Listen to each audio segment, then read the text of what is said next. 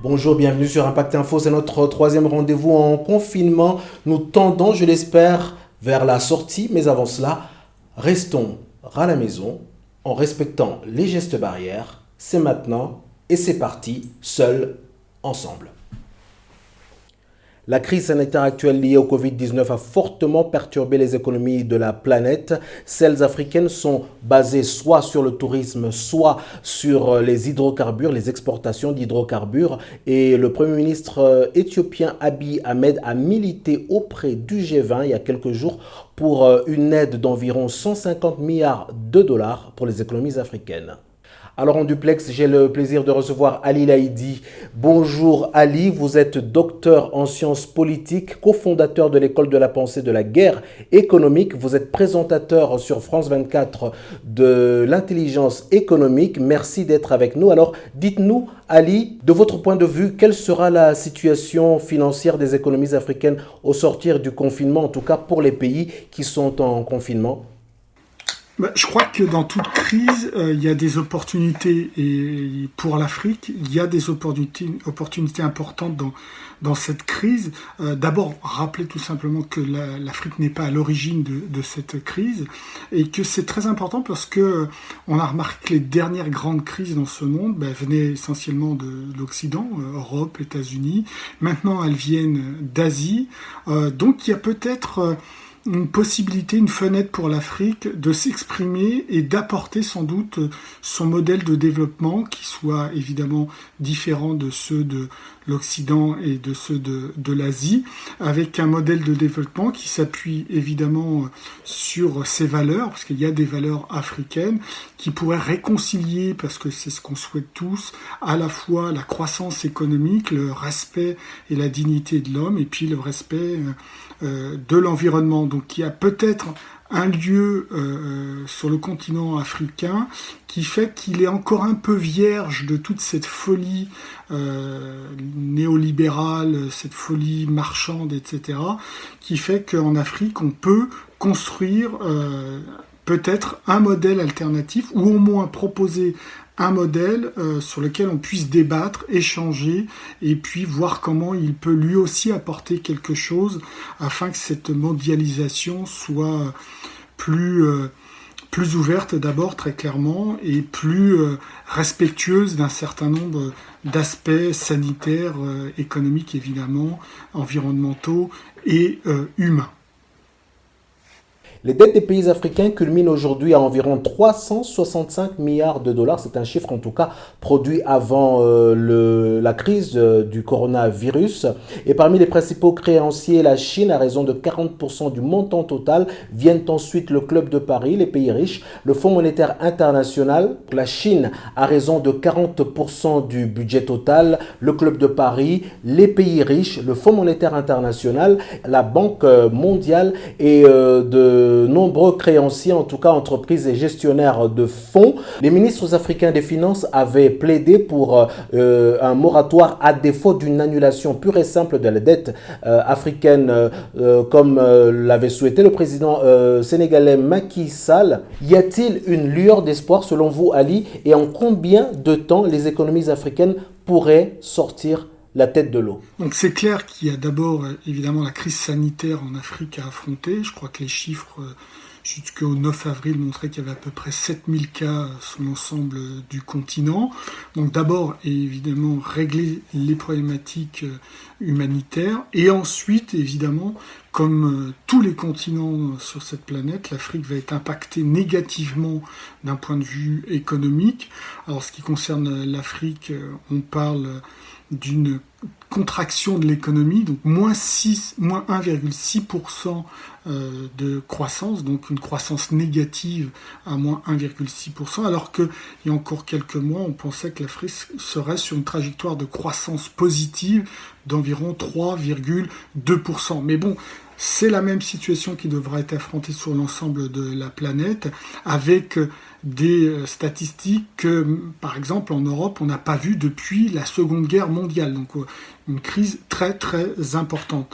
Alors, évidemment, on parle souvent d'annuler, d'alléger les dettes de l'Afrique. Donc, c'est en effet très important. C'est revenu au devant de la scène à la suite de cette crise du Covid-19. Mais il ne faudrait pas que l'Afrique ne compte que sur cet allègement ou cette annulation de la dette. Il faut que maintenant l'Afrique compte sur ses propres forces et elle a absolument tout pour réussir, réussir pour les Africains d'abord et avant tout, et non pas pour soit les anciens colons, soit les nouveaux colons économiques que pourraient être les Chinois. Elle a tout pour réussir, pour mettre cette réussite au service des Africains eux-mêmes. Son sous-sol, son sol est très riche, et donc maintenant, il faut que cette crise permette à l'Afrique de passer un cap, et ce cap, ce serait tout simplement de valoriser sur place l'ensemble de ses ressources agricoles, énergétiques, etc. Faire en sorte que la valeur ajoutée, la transformation de ces produits reste en Afrique et puisse ensuite être exportée. Alors on peut parler évidemment d'exportation dans le monde entier, mais on peut d'abord parler d'exportation entre pays africains, parce qu'il faut d'abord que l'économie entre pays africains puisse croître avant de penser à une exportation en dehors de l'Afrique qui ne ferait qu'accumuler les problématiques notamment environnementales. Donc l'Afrique a tout, à une condition évidemment, c'est impérial, à une condition, c'est que les élites dirigeantes politiques africaines acceptent enfin de faire confiance à leur peuple d'abord et avant tout, et croyez-moi, il y a toutes les compétences, il y a toutes les qualités pour ça, pour leur donner les clés de la croissance, et accepter de faire confiance à l'autre, c'est accepter aussi que l'autre peut vous remplacer au plus haut niveau des postes de dirigeants africains. Donc voilà, l'Afrique a toutes ses chances, mais à une condition de laisser parler l'ensemble des Africains. Merci Ali Laïdi pour votre décryptage. Je rappelle que vous êtes docteur en sciences politiques et cofondateur de l'école de la pensée de la guerre économique. Et vous êtes l'auteur d'un livre paru l'année dernière chez Actes Sud intitulé Le droit, nouvelle arme de guerre économique. Vous étiez en duplex de Paris. Merci à vous. Direction la Chine à Beijing où nous allons rencontrer un étudiant africain. Il est d'origine congolaise. Il s'appelle Vincent Panda. Bonjour Vincent, comment ça va à Beijing? Bonjour Arnaud. Alors nous avons appris récemment que des étudiants africains ont été malmenés, notamment des étudiants d'origine nigériane. Est-ce que vous, à Beijing, vous avez été embêté par qui que ce soit? Oui, en effet, le confinement se passe bien ici, précisément à Beijing. Je n'ai pas une précision exacte des choses qui se passent dans les provinces, mais ici, tout va bien, vraiment tout va bien. La circulation est normale, on peut quand même circuler, aller dans les supermarchés, faire des courses. Maintenant, ça va. Le confinement a commencé en janvier. C'était vraiment un peu compliqué en ce temps-là parce que on était un peu restricted from moving and all that. Mais quand même, maintenant, on peut quand même marcher, on peut quand même circuler un peu, et tout ça. Alors, je vois près de vous une guitare. Vous allez la gratter un tout petit peu à la fin de notre entretien. Oui, je sais. La guitare, et puis il y a une chanson que je joue et puis ça me donne beaucoup de courage car ça me donne encore de la force et de la foi durant ce moment de confinement. Le titre est Reckless Love. Ça parle de l'amour que le Seigneur a pour nous. Ouais.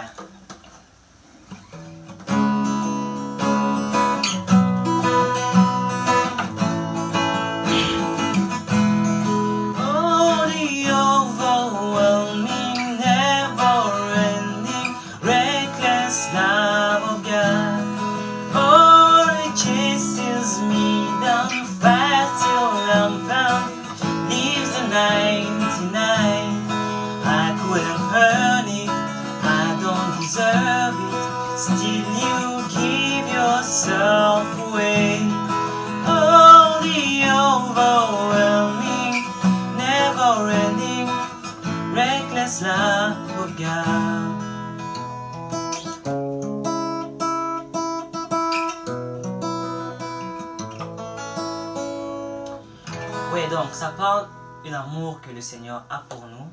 Et c'est pourquoi je vous encourage tous à ne pas baisser les bras durant ces confinements et durant tout ce qui se passe dans le monde, mais plutôt de vous encourager à prier. Priez et gardez la foi et tout ira bien avec le temps. Merci. Merci beaucoup Arnaud.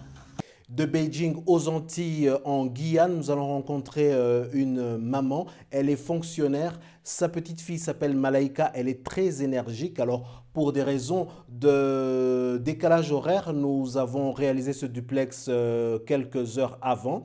Dites-nous, comment vivez-vous ce confinement en étant mère et en étant fonctionnaire? En télétravail, en tout cas, chez vous. Bonjour Arnaud, bonjour à tous ceux qui nous regardent. Et comme le disait Arnaud à l'instant, je suis en Guyane et confinée depuis 2 semaines.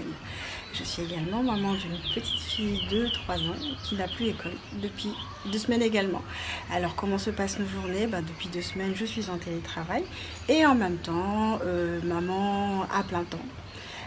Ma petite fille de 3 ans. Alors, nous avons mis en place pas mal d'activités, notamment avec elle, ce qui me permet quand même de combiner mes activités professionnelles et m'occuper d'elle tout en rendant les moments utiles et agréables pour toutes les deux.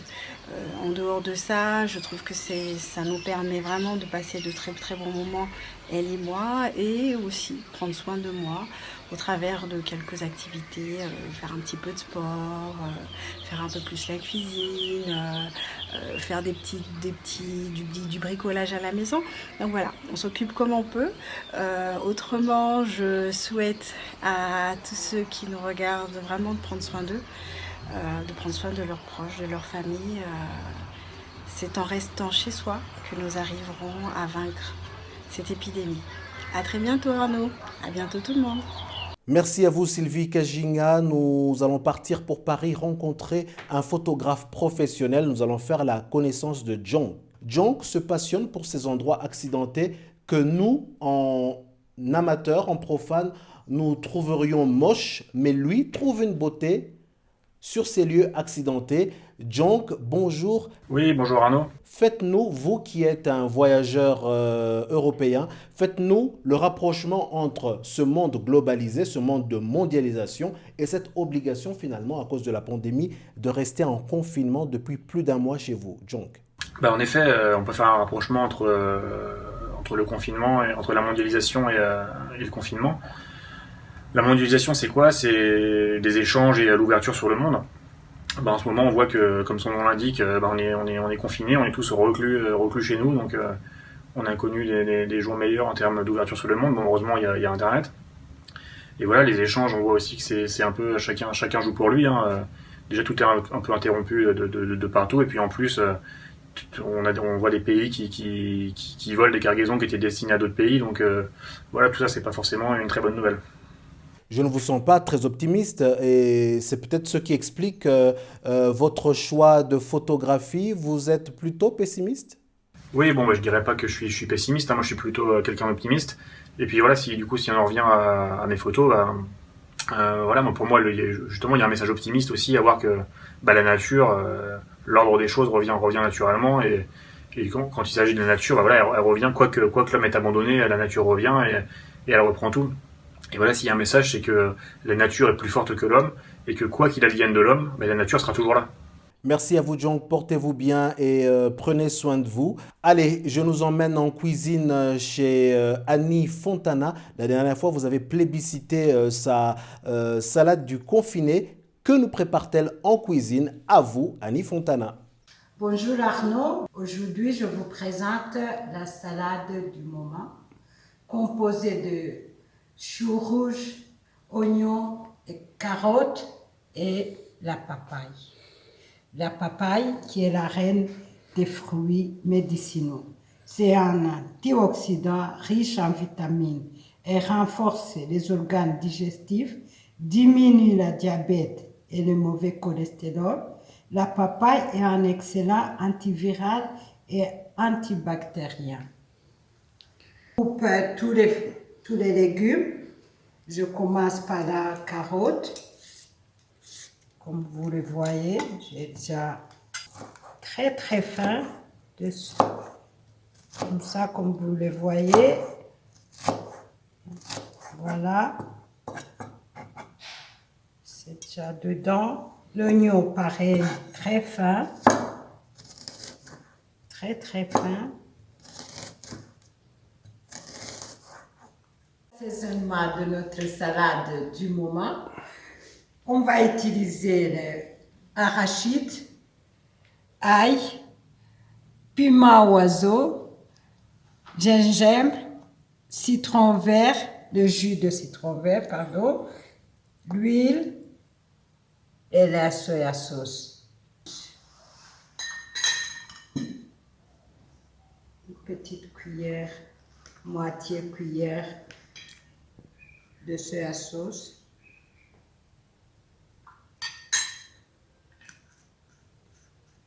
Et 2 cuillères d'huile d'olive.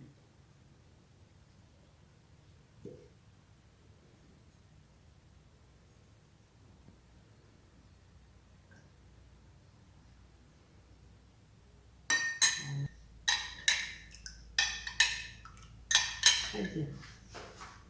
Je mets dans ma salade du moment.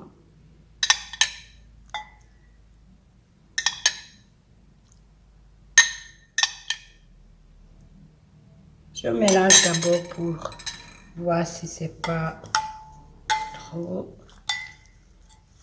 d'en bas en haut, bien sûr, tout le temps.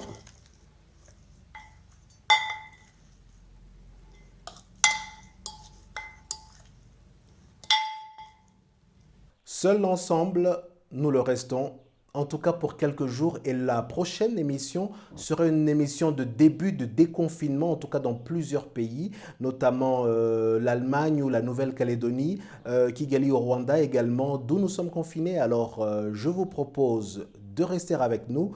Pour la prochaine émission, c'est dans quelques jours. Merci à toutes et à tous. Merci à mes complices de toujours, Abraham Guamiheto et Séverin Séverine de Weya Media. À très vite sur cette même chaîne. Au revoir.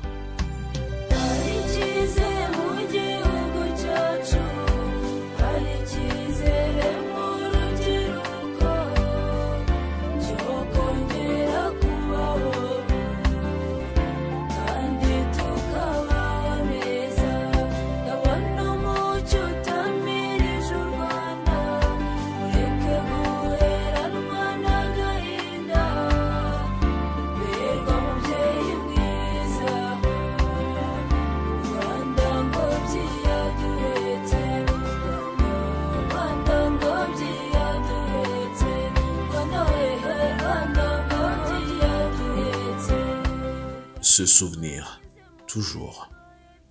Ne jamais oublier. Twibuke, twiyubaka.